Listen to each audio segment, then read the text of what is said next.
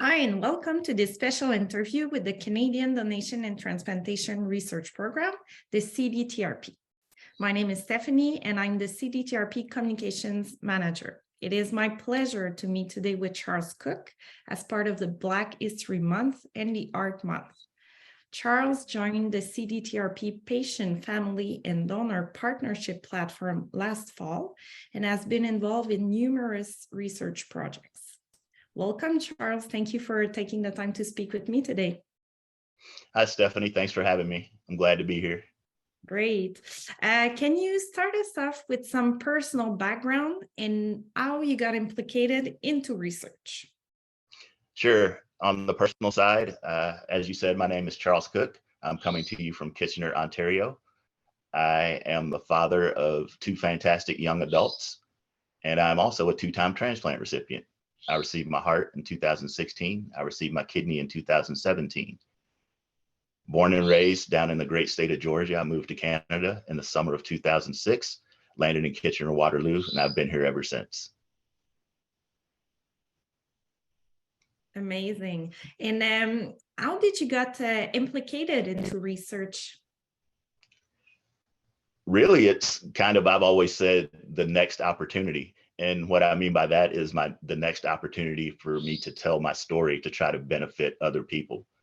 And leading up to my heart transplant, I actually had two mechanical hearts to keep me alive long enough to receive an actual heart transplant. I got my two LVADs, left ventricular assist devices, in 2015. Those kept me alive long enough to be put on the transplant waiting list for my heart, and I received my heart in 2016. Now, the first LVAD surgery saved my life, but it cost me my kidney function, which is how I wound up needing a kidney on down the line. After that surgery, I was very angry because I didn't feel that I was informed as to the risk to my kidneys. I was thinking, you guys are working on my heart. How does that affect something in my back, which is my kidneys? So when I woke up, I was very surprised, very frustrated, and very angry. But instead of sitting there just kind of stewing in my anger, I decided to try to do something about it. So I started talking to other patients. The first and foremost is, man, I can't believe this happened to me. This is crazy. So let me talk to somebody else. And I found out very quickly, hey, I'm not the only person who's had things go not according to plan, in surgery. Just that little bit of information made me feel so much better. I'm not alone in this, And then with my mindset, it was, well, these people have had things go wrong. They're still here. So obviously they found a way to deal with it. If they can do it, I can do it too. And that has been just kind of the motivating factor behind everything that I've done since then. So that was with the heart. Then I was on dialysis, waiting for my kidney transplant.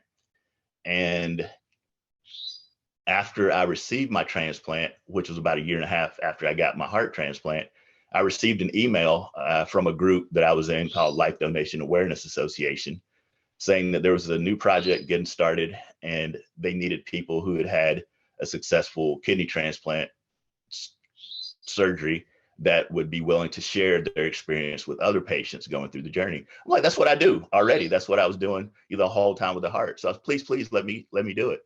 And fortunately, I was allowed to enter the program at the hospital here in Kitchener, Grand River Hospital, TAP, the Transplant Ambassador Program.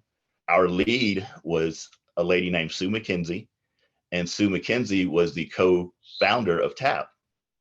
And after I've been doing my TAP role for a little while at Grand River talking to patients, Sue said, there's a person that I would like you to meet. Her name is Leah Getchell. Leah was involved with CanSolve, which is all about patient-oriented research. And when I first met Leah, she said, there's a thing called patient-oriented research. And it's not just talking to patients, it's patients talking to researchers about different projects. And it was very strange to me that researchers had been doing projects for patients for our benefit that hadn't had any input from the patients that they were supposedly doing the research projects for. So I thought, well, how are they doing these projects without knowing what's important to us? So that was how I got involved. And the very first kind of patient-oriented research event I attended was called Gardener's Grove. And it was the first time that I was able to talk to a large group of people, share my story, and I felt listened to. And then I was on a panel about a potential research project about interdialytic exercise, the benefits of that on people on dialysis. And I just really just thought back to the 4 hours I would spend 3 days a week, for years. And then I went to train for home hemodialysis, and I did that for 15 months straight, 5 days a week. That was my part-time job before I got my transplant. And I just remember back to those days sitting in center saying, I wish that I'd had this, something to do, basically, if nothing else, to pass the time. And then now there's other benefits with your blood pressure, with just your overall health by doing exercise while you're on the machine. I thought that was a great idea. And so that was the first project that I was involved with. And then just that led to another and so on.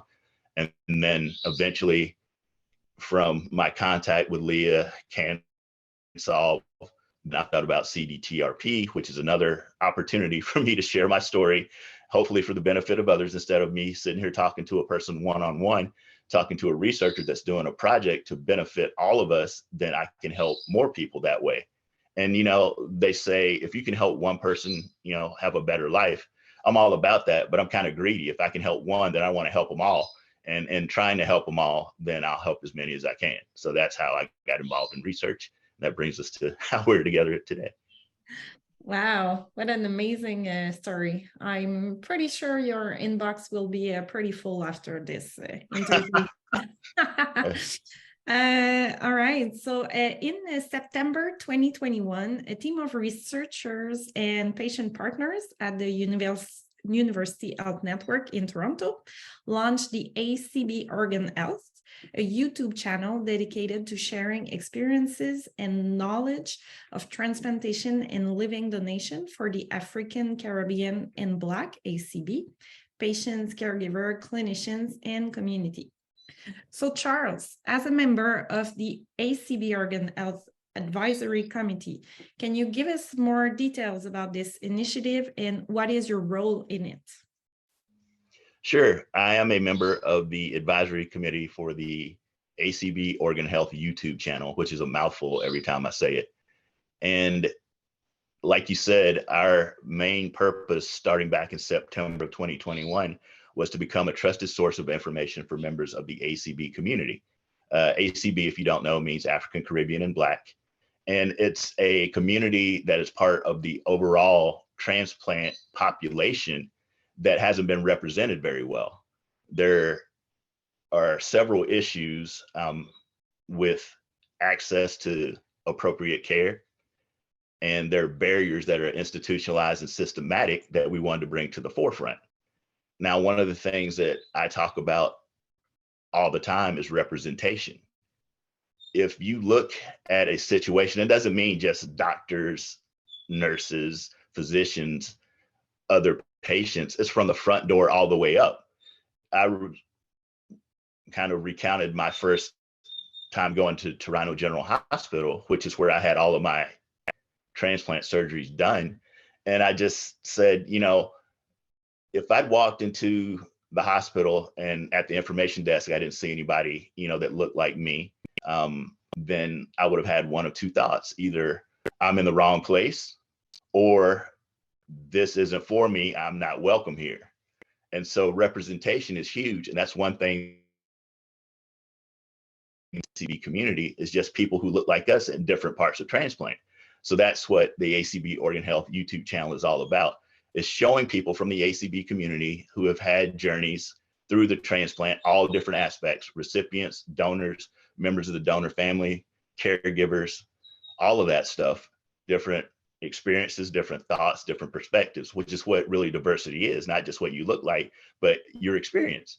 And so I am very proud to be a part of it. And one of the biggest things for me is that when we launched the channel, the first thing we did was we had an introductory video, and I was allowed to do the voiceover for that. And so as long as the channel exists, I can always say, hey, I was the first thing you ever heard of from that. And then what we did was the members of the advisory committee, everyone who was comfortable with it, kind of shared their story, their journey of their transplant. And our incredible videographer, Mr. Christopher Smith, recorded that, and that was the content that we put out. As the channel developed, then Christopher Smith and the hostess with the mostest, Janine Johnson, they developed sort of a talk show called Green Table Talk, where in each episode, Janine sits down and talks to someone about their transplant journey. And what you said at the beginning of this is just like a conversation. That is what it's like. I watched the one last night, the latest episode, which is in a series called A Mother Story, which Janine has done. It's 3 parts, so we're in the middle. This is the second one I watched last night, of a mother's view or perspective of the transplant journey, and just kind of telling it through her eyes. The first episode was with Janine and her mom about Janine's transplant journey.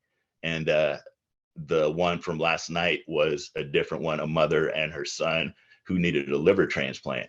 And it was just fascinating. You sit there and you feel like you're sitting in the living room with them while they're doing the conversation. And that's been a very, very popular, very informative, and a very big part of the content that we produced. This is so great. Such a amazing initiative. This is for sure. I'll make sure to put all of the link on the website to this. That would be great. So, Charles, speaking of diversity, how do you think CDTRP how could CDTRP help with the increase of members from the African, Caribbean, Black communities, whether it's from patient partner, researchers? What are your thoughts on this? I think there's a couple of ways to do it, and both are direct. I believe referrals, for one. If there's someone in CDTRP who has or is already a member of the ACB community, just say, hey, you're here. Is there anybody that you know that you think would be good for this? And then a direct appeal to the ACB community in general, just open, honest, and upfront, just saying, hey, at CDTRP, this is what we are. We're trying to get research that is important to patients. And we realize that the ACB community has not been represented in that research. We want to do better. Will you be willing to help us out? And it's just like that. I think that is the best way to go. Great. Being upfront and being honest. I like it. I like it too. Do you have final thoughts before I'll let you go about your journey or research in general?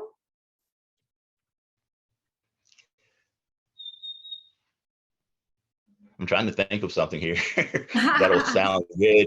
But, just kind of my thoughts and research in general is that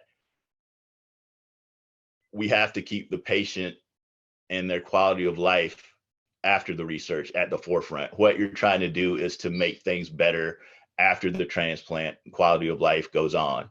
And what we do at ACB Organ Health was designed specifically for the ACB community, but is not exclusive to the ACB community.